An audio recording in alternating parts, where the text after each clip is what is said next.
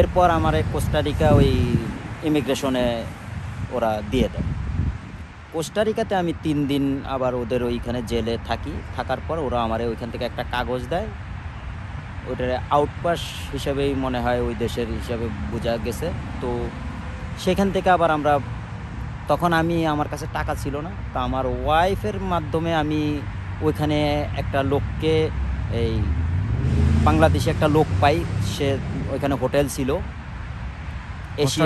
Asia hotel করে নাম। কোস্টারিকায়? ও কোস্টারিকায় বর্ডারে বাংলাদেশি একটা লোক। তো ওনারে আমি বাংলাদেশে কিছু টাকা দিয়ে আমার ওয়াইফের মাধ্যমে মানে বিকাশে তখন আমি ওইখান থেকে ডলার নেই, নিয়ে ওইখানে আবার $20 দিয়ে আমি টিকিট করে আপনার নিকারাগুয়ার অ্যাড্রেস নেই যে আমি কোন জায়গায় গেলে আমি এই সামনে বর্ডার ক্রস করতে পারবো। দালাল ছাড়া?